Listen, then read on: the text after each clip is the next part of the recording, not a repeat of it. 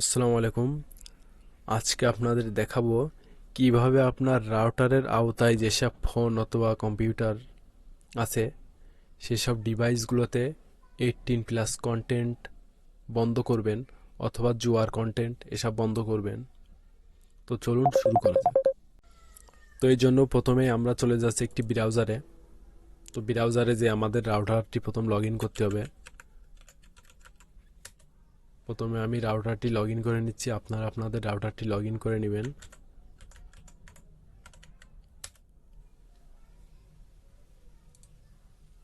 তো রাউটারটি log in করার পরে আপনাদের একটি কাজ হলো, আপনাদের রাউটারে যাওয়ার পরে আপনারা ডিএইচসিপি সার্ভারটি খুঁজে বের করবেন। এই দেখুন, এই যে এইটা ডিএইচসিপি।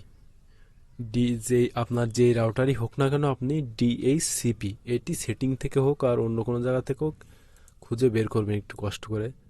তো আমি এর ভিতরে যাচ্ছি। এর ভিতরে যাওয়ার পরে আপনারা এরকম দুটি অপশন দেখতে পারবেন, প্রিফারেড ডিএনএস আর অল্টারনেট ডিএনএস। আমরা মূলত এই দুই জায়গায় কাজ করব।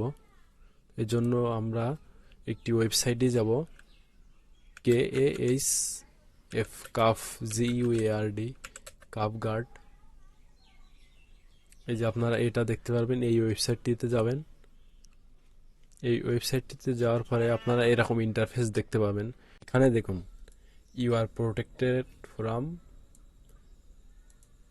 অর্থাৎ এখানে যাচ্ছে 59,06,168 হারাম ওয়েবসাইট থেকে আর কি তারা আমাদের রাখবে, বিরত রাখবে।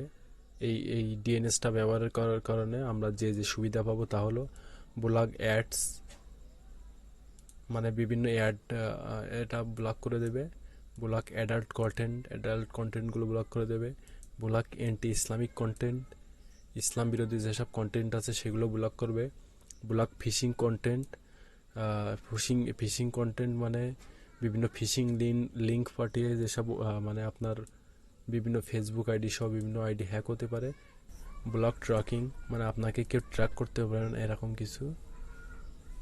তারপরে সর্বশেষ আছে ব্লক গ্যাম্বলিং কন্টেন্ট, আর আছে রেস্ট্রিক্ট অ্যাডাল্ট সাইট, মানে আপনার জুয়ার যেসব ওয়েবসাইটগুলো আছে সেগুলো থেকে আপনাকে ব্লক করে রাখবে। আর হলো রেস্ট্রিক্ট অ্যাডাল্ট কন্টেন্ট মানে 18+ কন্টেন্টগুলো তারা করে দিবে। তো আমরা এরা ইনস্টল কিভাবে করব, সব ডিভাইসের জন্য আমরা একটি করতে পারবো। তো আমরা যেহেতু স্পেসিফিকভাবে শুধু রাউটারের জন্য করব, আমরা এখান থেকে এই রাউটারে ক্লিক করব। তো রাউটারে ক্লিক করার পরে দেখতে পাচ্ছেন যত ধরনের রাউটার আছে সব লিস্ট চলে এসেছে। তবে যেসব রাউটারের লিস্ট নেই সেসব রাউটারে আমরা এটি ব্যবহার করতে পারবো। এই জন্য দেখুন আমাদের নিচে এখানে আসতে হবে। তো এখানে কিন্তু আবার আপনারা ঘাবড়ে যেতে পারেন, কয়েকটি অপশন আছে বেশ কিছু, স্ট্রং প্রোটেকশন, মডারেট প্রোটেকশন আর উইক প্রোটেকশন। তো কোনটা ব্যবহার করবেন? এখানে দেখুন, স্ট্রং প্রোটেকশন হলো সুইটেবল ফর ইয়ং কিডস, মানে একবার বাচ্চাদের জন্য। আর মডারেট প্রোটেকশন হলো সুইটেবল ফর টিন, ঠিক আছে, টিনদের জন্য। আর উইক প্রোটেকশন হলো আপনার মতো যারা অ্যাডাল্ট আছে তাদের জন্য।